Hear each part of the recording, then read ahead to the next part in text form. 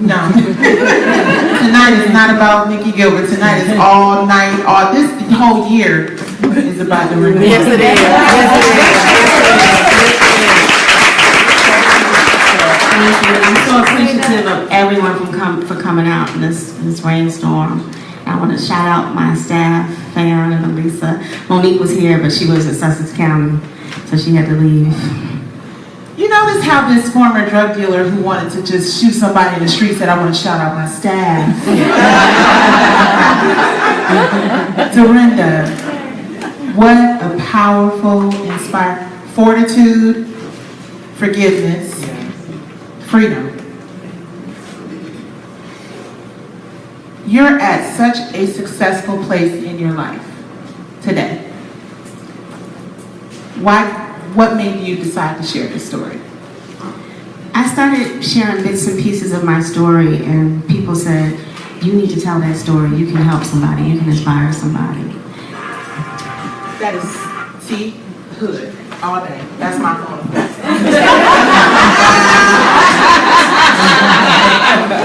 I'm from Detroit. I'm sorry.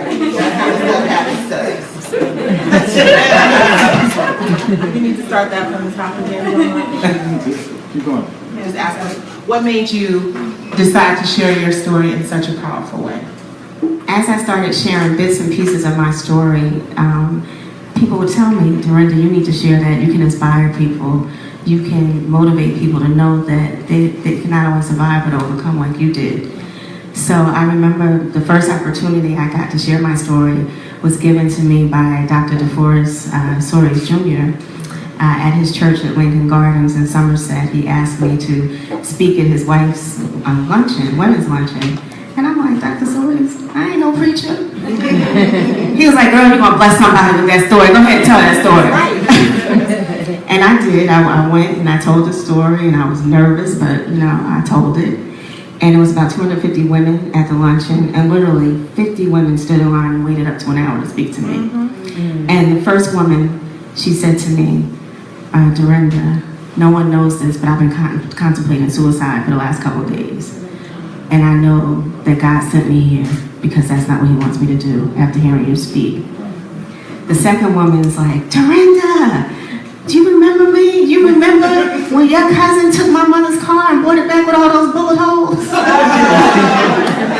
And it turned out to be a good family friend of mine. So we reminisce about those stories. And then the third woman said to me, I'm a former drug addict, and I've been ashamed to tell people in the church for fear of being judged.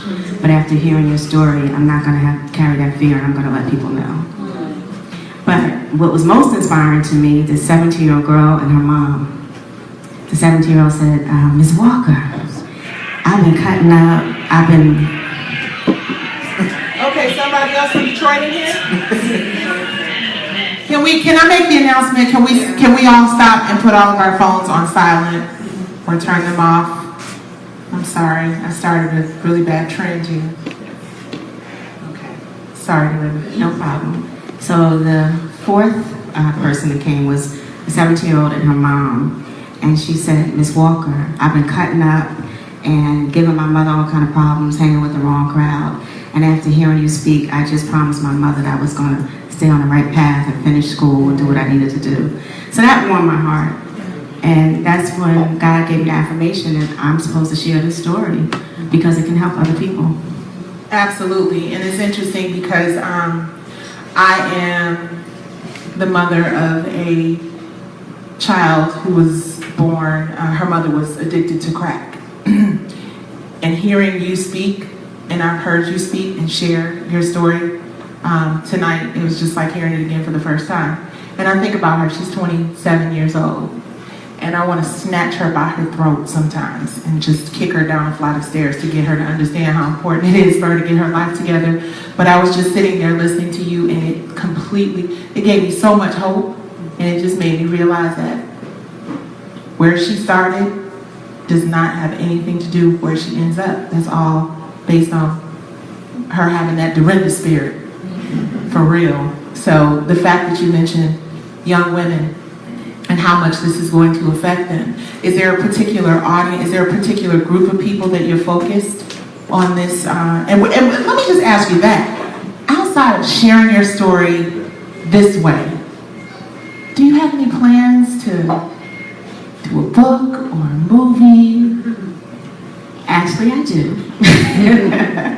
So I'm working on the book deal now, and Yes, Lord. I'm praying that I'm able to sell a movie or a TV deal. So I'm working on that right now, because I think God wants us to be mainstream. He's given me that vision.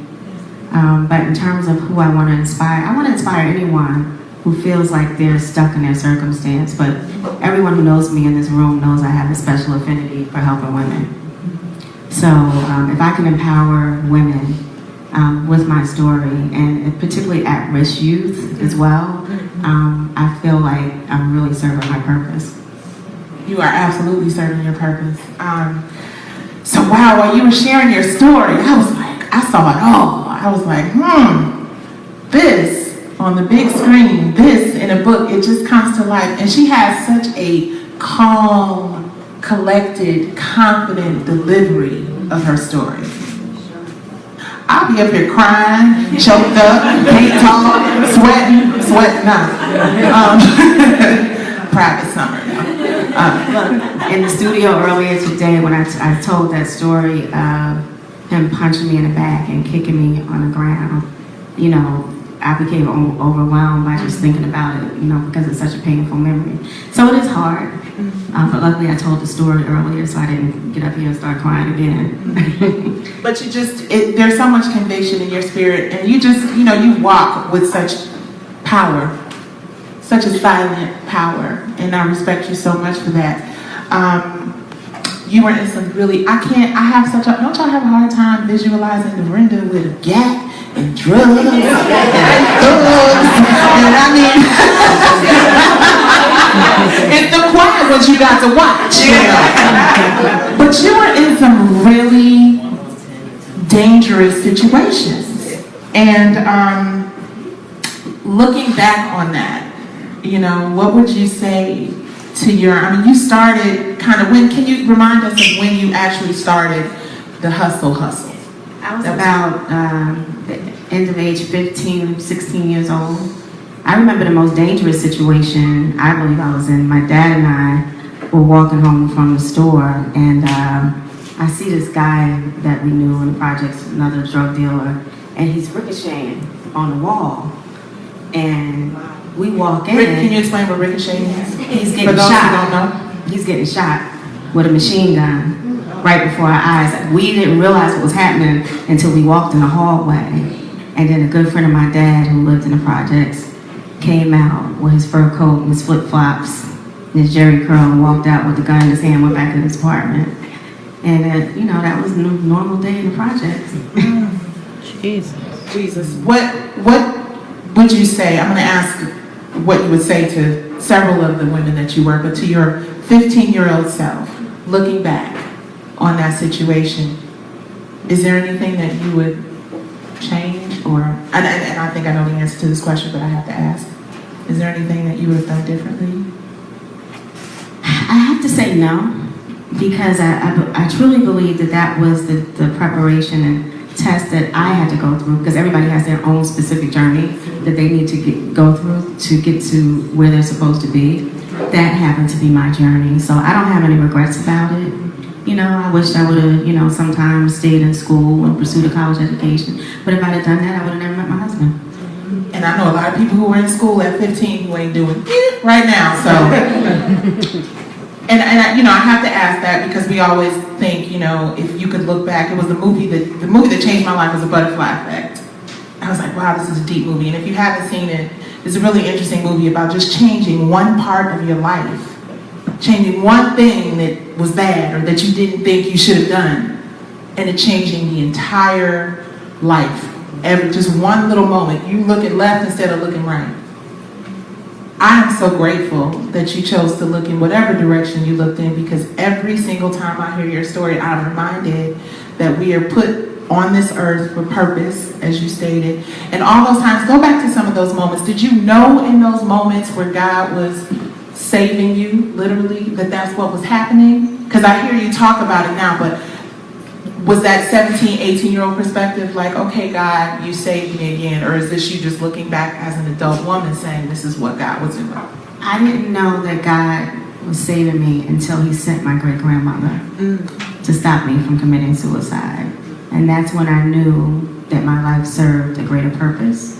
Even though I had no idea what it was, I knew that there was something different in store for me.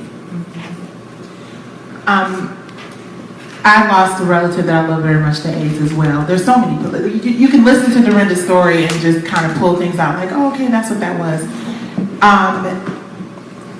The part about your mom living in this space of, I know I have HIV, I know I'm going to die, and then discovering that she was not, and that being the moment where you were like, you will never allow fear, which really is, based on what you said, false evidence appearing real. When you had that aha moment, to borrow from Oprah, do you feel like you really do live your life in a fearless way? Because you're so strong. What is it? Is there anything that makes you go, Mice. My husband will tell you, I saw a mouse run across my living room floor. I got a cat the next day.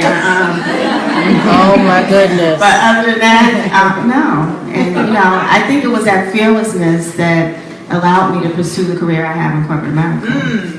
I wasn't afraid to ask for, those hard jobs that nobody thought I could do. I wasn't afraid to put myself out there, and I wasn't afraid to ask for what I wanted. If you're always standing in the same place, you're never going to move forward. If you don't ask for what you want, the answer's always going to be no. So, I don't live in that place of fear. And I don't like that feeling that fear has in the pit of your stomach. I'd rather just face it and get it over with. So talk about your relationship with your husband.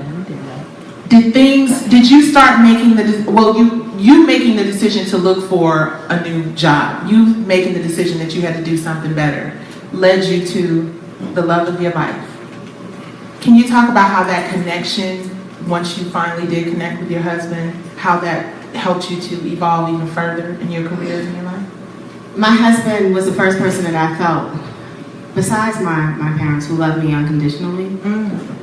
He always told me that I was destined for more. He always told me that I loved me and that he loved me and how great I was. And it was actually him that, encouraged me to go back to school and get my GED. And he stayed home with our daughter at night while I went to school and got my GED. And, he always encouraged me that, you can get that job. Why you not apply for that job? Go ahead and apply for that job. You're smart. And I have to say I've never been qualified for a job that I've gotten on paper. On paper, I've never been qualified. But my thing was, look, if I don't know how to do it, somebody's going to teach me and I'll figure it out. And, that's the one thing I wish I would have known early in my 20s what my true gifts were.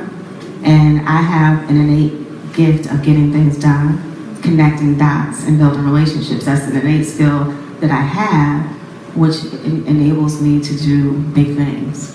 Absolutely. You sound like you were doing big things back in the day. You had those skills. Come on, right up off the rim. What they call you,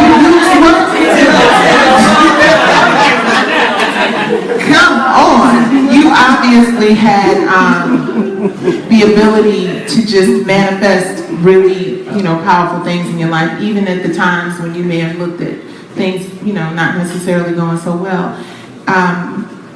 Can you share with us maybe the lesson that you learned through losing your both parents, your mother and your father, how that applies to what you're doing in your life? I mean, obviously your life as a whole has impacted where you are today, but are there specific things that you learned from those losses that you can point out that, I've learned to live my life to the fullest, so I won't have regrets. I don't want to die having regrets like my mom and dad did. I want to die knowing that I did the best that I could and I did everything that I wanted to do. Absolutely. So that's the lesson that I learned from my parents. Absolutely. You're a woman that believes in supporting other women. And that's really, really powerful coming from someone who, although at a certain point you were able to forgive your mother, that's really powerful coming from someone who could have looked at her life like, ain't no woman ever done nothing for me. My own mama left me. But your life is about helping to lift and inspire other women. Where does that come from? Lily Jones, my great-grandmother who came to save me. She was a white Italian woman who married my great-grandfather in the early 1900s. Her family disowned her. She had 8 children. She was a pillar of the East Orange community. Everybody loved her. Nana Jones. My Uncle Buck had a store on Park Avenue, and she used to make all the Italian dishes, and everybody would come in, and she was the matriarch of the family.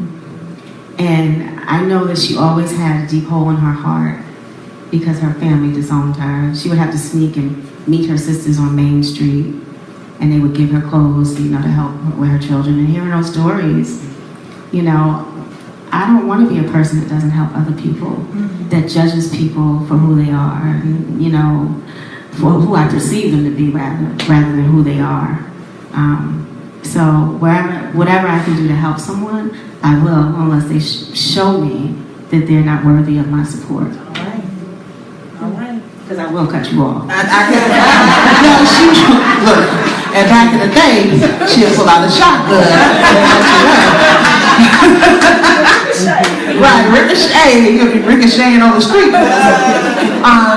It's just so powerful because so often we live in the moment of what we do not have, what we did not have, what somebody did to us. It's really powerful to hear you share coming from, and I'm not just plugging the show from the bottom up on Centric, but I'm just saying, these women, you literally, your life, although you've been wearing Gucci and furs and all that other stuff, a lot of women don't understand that doesn't necessarily mean you're on top. Just because you got top shelf clothes and products does not mean that your spirit is top shelf. And somehow or another, you've managed to go past that. What advice would you give a woman like myself who has gone through tremendous struggles which seem like nothing compared to what you've gone through? What advice would you give a woman about how to just get out of that doom, gloom, woe is me stuff and start getting into the Dorinda Walker spirit, honey? I would have to say it's those tenets I talked about, putting in the work to change your circumstances and doing it with fortitude and with a purpose and have a plan. You know what I mean?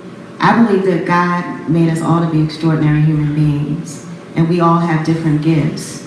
And, we come from different circumstances, but we all have an opportunity to make different choices to change our circumstance. So you have to be willing to do that, and sometimes it's not easy. It wasn't easy for me to tell my mother, well, yes it was, because at that point I was better. But, to tell some other family members, an extended family, I can't have you in my life because you're toxic. And, even, my grandmother, who I love dearly, my father's mother, I had to distance myself from her for a while because she made me feel like I was inadequate. And I did. I distanced myself from her, and I told her why. And I told her how she made me feel, and now she understands. I'm fortunate enough to have both my grandparents, my grandmothers are still living. One is 89, one is 90. But, those were hard decisions that I had to make in order to be my best healthy self. So, putting in the work and doing what you need to do is one. Having faith. Yes. I'm not a religious person. I didn't grow up in church, but I know there's a higher power who's always protected me, and I need to honor that power. Right? I need to do my best to live a life of purpose, because he didn't save me all those times for nothing. So, and I'm supposed to give back. And it's funny, I said to the pastor stories, I said, I don't understand why God has given me all these blessings. And he said, girl, God blesses you so you can bless others. Come on. And it was that simple. And I was like, oh, I got it. It was that simple. And then, that gift of forgiveness, I work in corporate America, and there's people who get on my last nerve, right? We have debates. I go on about my business, and the next day I'm calling them up, and it's on to the next thing. Yeah. And a lot of people well, they're like, how can you do that? Like, you're not holding a grudge. I don't got time for that. You don't mean that much to me. Come on. You know what I'm saying? I'm not letting you hold that kind of baggage and weight on me. You know, we had our disagreement, and I'm over it, and I'm moving on. So I don't hold that, you know, guilt and that resentment or any of that. I let that go because, you know, it's just not where I want to be.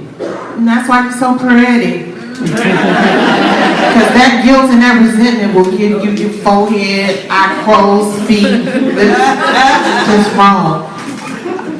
I want to know about the guy you took the drugs from. You ever come across him? So what I didn't say is, yeah, they actually put a hit out on my life for that. What? They did. And my father was terrified. He was like, girl, they're gonna kill you. They're gonna kill you. And me with my stupid fearless self at the time, I'm like, well, it is what it is, you know. I'm gonna die with some money. So he called his first cousin, who was a notorious gangster, and had a reputation. You know, you knew if you messed with him or one of his, you was gonna die. And somehow they fixed it. I don't know what he had to negotiate or what he had to do, but I was let off the hook. They took him for a ride in the limousine, and he was ricocheting after that. She gotta stop. I can't. One other thing, and I'm gonna get into questions.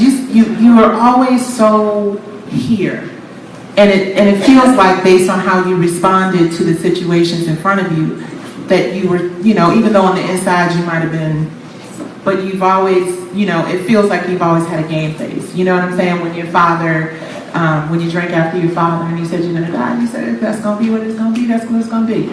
And then there was another situation. Do you think that maybe your approach to life, which is, you know, it is what it is, I'm gonna do what I wanna do, I'm gonna do what I need to do, even if those decisions weren't the best decisions at the time, do you think that that has helped you in your career and in your life? I do. I don't know. I've always had a sense of fearlessness, and I don't know where that came from. I guess that's another gift that I have. Mm-hmm. But I was always willing to step out and do crazy things. My two girlfriends over there just reminded me of the story when they lied to their parents and told their parents that they were staying at my father's house, but their parents didn't know my father lived in the projects. And we ended up going to New York and getting stuck because the train stopped running, and we had to spend the whole night in the movie theater with rats running across. That's why you don't like mine. And Sharice got caught. Yeah, but I've always had a fearlessness about me. I was, you know, one of those people, I'll try it. The only thing I wouldn't try was drugs. That was the one thing I feared, was drugs. Well, that's a good thing to fear. I think it was more you were just smart and you were aware because you saw firsthand the effects of what drugs can do to you. Okay, so should I ask some questions of the audience? I know that you all have questions. And should I step out with the microphone? Can they project you? You want me to have my, okay, let me get out. Let's get out to them. Say your name and what your question is. Okay. Hi, Salai Abrams, huge Dorinda Walker fan. I am speechless, honored and humbled to hear your story, and it's a hell of a lot deeper than I thought based on our other conversations. There's one thing that I wanted to ask. As a fellow GED graduate who did not go to college, there's a tremendous amount of emphasis in this day and age that even having a bachelor's degree is not sufficient in order to advance in business. And as a woman whose degree is limited to a GED, what advice? Well, it's two. Sorry, I got to do the two question thing. One, do you agree that within the corporate environment that ascension is not possible without degrees? And then secondly, what advice do you give to women who, for whatever reason, have either opted or are unable to pursue higher education to advance in this very competitive workplace? I'm an advocate of education. I believe that, the more you educate yourself, the better prepared you'll be. But it doesn't necessarily define how smart you are. I meet a lot of people in corporate America who have all these degrees and all these letters behind their title, and they're dumb as a doorknob. They don't have no common sense. So for me, I knew I was smart, and that degree didn't define me, right? It would have been nice if I had it. But look, I'm a black woman in corporate America. I see black women in corporate America struggling all the time with their fancy degrees and still being treated unequal, unfair.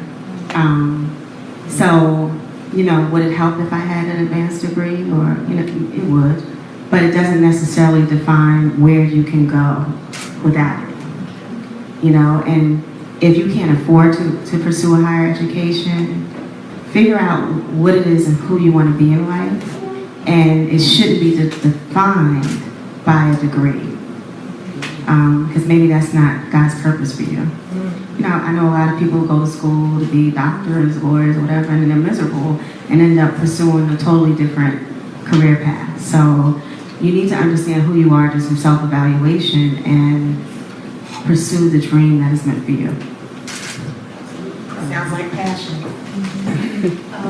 Hello, my name is Dorinda Chantel. You wrote an article called "A New Hope for Our Future and for Our Children," and you shared that on social media. You said your husband teaches your children that human is the only race that matters. With race relations today, can you talk a little bit about how you balance that teaching with your children and being a woman of color? Yeah, so look, I grew up in a very diverse family. Like I told you, my great-grandmother was Italian. On my mother's side, everyone was mixed marriages. I have an aunt from Belize. I have an aunt from France. So diversity was a normal for me, and it still is. So it wasn't until I remember when I realized that people perceived me to be different. It was in second grade. My best friend, his name was Adam Leibowitz, white Jewish kid with curly brown hair. And these girls surrounded us and started pushing him, calling him a nigger lover. Now, I didn't know what nigger meant, but I know that's not what they were supposed to be calling me. And I had this pink and white checkered lunchbox. And at the time, it was filled with those hard books. And I took that lunchbox and I hit one of the girls in the head. And my grandfather, here we go again, he has to come to the school with my grandmother. And my grandmother was a pistol. And after my grandmother called the principal, all kind of MS and stupid and all of that, my grandfather tried to reason. This is in Irvington.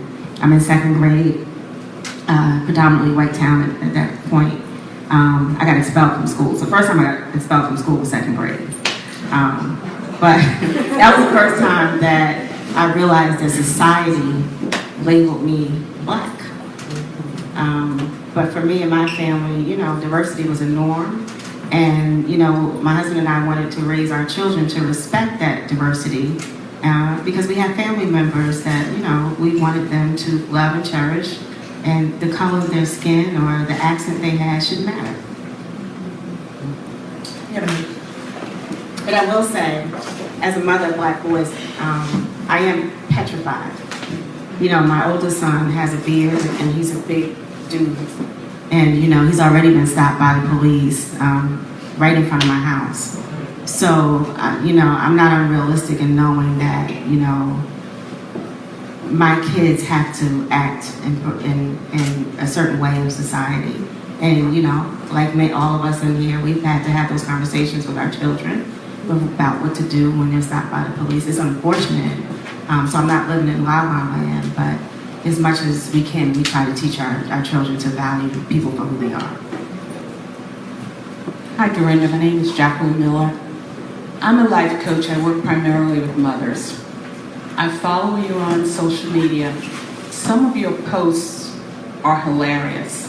So I don't have a question. I have a statement and an observation. I love the fact that you are a woman who grew up and had challenges that most of us in here probably couldn't have lived through.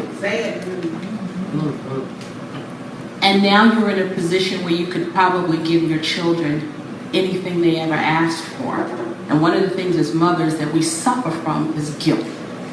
We didn't have it when we were kids, so we overdo it sometimes with our children.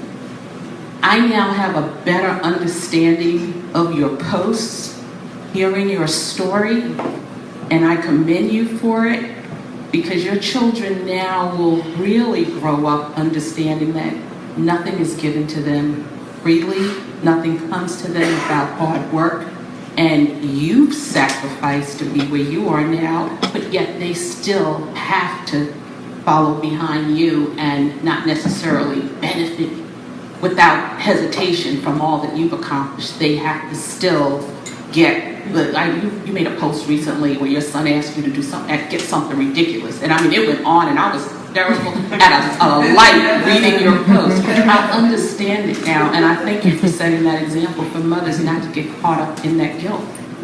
Now I'm gonna keep it real. We overdid it with our kids. My 25-year-old, I put her out when she was 22 for being disrespectful. And she came back after learning some hard life lessons. And she's finally moving out for good this time in March. But you know, I did overcompensate. My husband and I, we gave our kids way more than we had. I mean, he was raised by a single mother, and he's one of 5 siblings. And you know, as a young kid, him and his siblings watched their mom be abused. So we have that in common. But you know, we try to teach our kids to pursue what's right for them. You know, in the beginning, as a new parent, you know, I wanted, you know, okay, you're gonna go to private school, and you're gonna go to this college, and you know, I spent what, $70,000 on my daughter to go to private school. She went to college freshman year and pregnant, and you know, my husband literally had a heart attack. He was on ICU for 5 days. I wanted a refund. I'm like, I want a refund. That's, you know, this was not my plan. But you know, we have a beautiful granddaughter now. So the lesson I learned and going through that with my daughter is that I have to let my kids be who they are as individuals, and they'll figure it out just like I did, just like my husband did. That gives us hope. I have one more question. I have time for one more, so we got to give it to Michelle Thornton. I'm stuck in here, but I think most people know I'm Michelle Thornton. I had a television sales for Centric TV. So I'm reading a book called The Circle Makers. And you open the book and it says, if you're not praying for what's impossible, you're wasting God's time. So I want to know from you what this group can pray for you that's impossible. Because we know you can make a film, and we know you can write a book, and we know you can be an executive. But what can we come together in this room at this time and agree upon for you that's impossible? Oh, great question. Great. Good question. I would say that I create a movement among women and African Americans that will close the wealth gap for good.